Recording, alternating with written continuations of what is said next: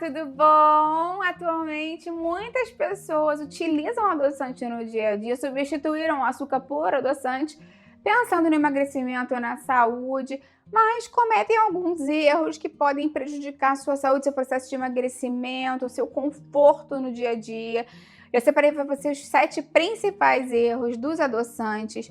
O 7º é o mais perigoso de você cometer, então é importante que você fique aí até o final, você não vai querer perder. Antes de começar, quero te perguntar se você usa adoçante no dia a dia e se sim, qual adoçante você usa, de qual marca. Você compra um adoçante específico que está mais barato? Escreve para mim isso aí. Ou se você ainda costuma consumir açúcar, qual açúcar você consome? Ou não consome nada, né? Tem gente que tira o açúcar e fica zerado mesmo de adoçante. Como é que isso funciona aí pra você? Escreve pra mim, eu vou adorar ver o seu comentário. Já vai deixando sua curtida no vídeo, isso é muito importante pra mim. Inclusive, ajuda esse vídeo a chegar a mais pessoas que precisam disso. Então, se você puder, já vai deixando a sua curtida. Vamos começar com os erros, porque afinal de contas eu separei os 7 principais para você. Um dos erros é você comprar o adoçante pelo nome do principal sem se ligar que às vezes ele está misturado com outro adoçante ali. E aí, por exemplo, a pessoa fala assim, eu não consigo tomar stevia porque eu fico com gases, me dou muito mal, não cai bem para mim. Quando você vai ver o rótulo, basicamente ele tinha muito eritritol e um pouquinho de stevia. A stevia era só um cheirinho, porque a stevia pode ter um sabor residual amargo e muitas vezes na indústria eles misturam com outro tipo de adoçante. Eu tô dando esse exemplo específico, mas às vezes você pode estar comprando um ciclamato com sacarina, você pode estar comprando um aspartame com alguma outra conjugação. Então, na verdade, o mais importante é que você veja qual é o adoçante, não só pelo rótulo da frente, mas vira e observa o rótulo, qual é o ingrediente que aparece primeiro, o que vem primeiro sempre tem mais, e se é isso mesmo que você quer. Normalmente a stevia 100% é mais cara e tem um saborzinho mais amargo que até muitas pessoas não gostam muito no dia a dia. Então presta atenção, se está muito docinho, pode ser que não seja stevia pura e esse é um ponto importante para você prestar atenção. Segundo erro é você esquentar o adoçante errado. Existem adoçantes que não devem ser submetidos a temperaturas muito altas. Isso eu sempre digo para você observar o rótulo, porque vai vir escrito ali se ele é estável a forno, fogão, para você preparar, né, nas comidas mesmo. E esse é um ponto importante. Agora, o outro ponto importante é que às vezes você opta por um adoçante que não necessariamente é muito estável, como o aspartame, por exemplo, mas aí vamos supor, você bota no café, o café esfria, você esquenta no micro-ondas, esquenta no micro-ondas, esquenta no micro-ondas. Você está submetendo a alta temperatura sem ter se ligado que você está fazendo isso. Então esse é um ponto muito importante. No caso do aspartame, muitas vezes quando a gente aquece ele, a molécula se quebra e ele fica com um gosto amargo ou metálico. Então não é indicado que você esquente ele e normalmente o ideal é que você, se você vai botar no micro-ondas ou vai esquentar uma bebida, alguma coisa, nesses casos é ideal que você utilize o mesmo açúcar, o adoçante, desculpa, que você utilizaria para preparações culinárias, para fazer receitas que vão ao fogo mesmo. Outro erro muito comum é as pessoas acharem que todo adoçante é igual e vai dar o mesmo sabor, é feito no intestino. Tem gente que acaba tendo experiências não muito boas com alguns adoçantes. Tem adoçantes específicos que podem fermentar, dar gases. Tem adoçantes como a stevia que eu te falei que podem ter um sabor residual. Aí a pessoa experimenta um e fala assim, não gosto de adoçante. Prefiro continuar no meu açúcar com menos quantidade. É uma opção válida se você não for diabético ou tiver pré-diabetes, alguma questão que realmente contraindique. Mas lembra que existem vários tipos de adoçante, que uns são estáveis a fogo, outros têm um sabor mais adocicado, outros são 100% naturais, outros são zero absorção, outros não fermentam, outros fermentam. Então é importante conhecer melhor os adoçantes para você ter uma visão mais completa. Eu tenho um vídeo aqui do manual dos adoçantes, onde eu explico mais sobre cada um deles. Se você tiver curiosidade, eu vou deixar ele aqui embaixo, está bem completo.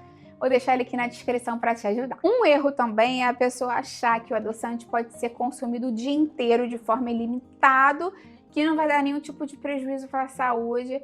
Além da questão do efeito, da dose máxima de adoçante, que a gente tem que levar em consideração, né? Não é água, não pode tomar assim espirrando, sem critério. Tem a questão do efeito cefálico da insulina que acontece quando as pessoas ficam usando gotinha adoçante o dia inteiro. Isso acontece porque o nosso corpo percebe que está entrando algum alimento na cabeça dele doce, né, então calórico, e manda o pâncreas secretar insulina e aí você pode acabar sentindo mais fome. Isso acontece normalmente com pessoas que utilizam adoçante sem critério. Tem pessoas que ao invés de contarem gotinhas espirram, parece uma brincadeira, parece inofensivo, mas pode aumentar a fome e pode até piorar essa questão metabólica da insulina para algumas pessoas, dependendo do adoçante e da quantidade.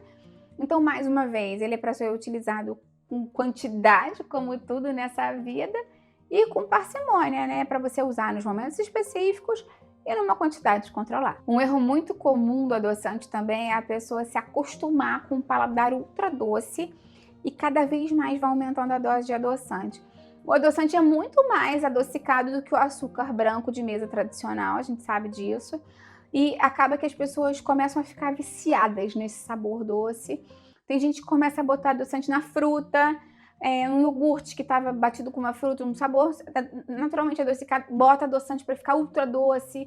Enfim, gente, então cuidado, porque às vezes 7 gotinhas viram 10, quando você vê já tá botando 20 no café com leite, que já é doce. Então cuidado com isso, porque o corpo vai se adaptando e vai pedindo cada vez mais. E isso vai te deixando com vontade de um paladar muito mais adocicado. E aí quando você vai comer um doce de fruta natural não vai suprir aquela vontade do doce. Você vai precisar de um doce muito carregado, sabe? Então tenta readaptar o seu paladar e utilizar sempre a menor dose possível do adoçante para você conseguir adoçar sua bebida ou sua preparação. Um erro também é a questão do desconforto intestinal. As pessoas utilizarem grande quantidade dos adoçantes poliol, xilitol, eritritol, maltitol, que tem um impacto sim na saúde intestinal, porque eles fermentam e eles atraem água. Então eles até podem ser utilizados como laxante em alguns casos. E tem esse efeito residual, porque como eles ficam muito tempo ali e fermentam, eles atraem muita água para o lúmen, podem dar uma diarreia osmótica, pode dar um desconforto intestinal, gases, distensão, dor na barriga. E tem gente que nem sabe disso, então fala, ai, não me dou bem com adoçante, porque utiliza desses em muita quantidade.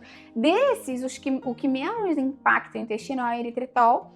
E então o ideal é que você veja a sua sensibilidade. As pessoas que já têm síndrome do intestino irritável, tem algum tipo de dificuldade, enfim, né? Muita fermentação, muitos gases, tendem a não tolerar muito bem e vale a pena reconsiderar se é um bom adoçante para você consumir no dia a dia ou não. E o erro mais importante que tem que tomar cuidado é das pessoas que utilizam adoçantes que não são aptos para forno e fogão para caramelizar, para fazer calda, pudim, caramelo, açúcar queimado, usando adoçantes de mesa ou misturas que não são feitas para isso.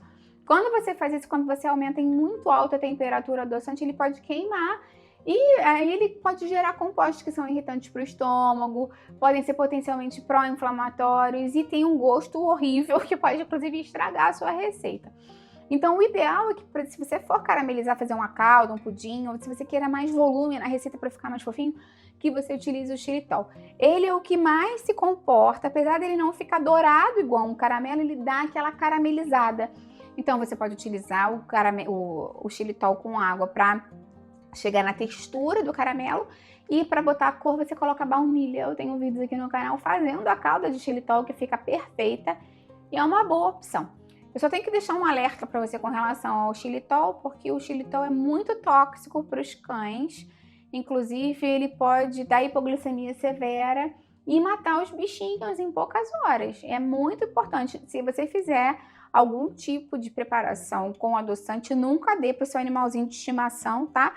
Isso pode ser muito perigoso. Me conta aqui embaixo, então, se você percebeu que cometi algum desses erros, qual deles você vai passar a mudar a partir de agora. Eu vou adorar ver o seu comentário. Lembra de deixar sua curtida no vídeo, isso é muito importante para mim, e de compartilhar com quem você acha que vai gostar e precisa. Vamos juntos aí você ampliar essa corrente do bem. É isso que eu quero aqui com o canal. Até a próxima. Tchau, tchau.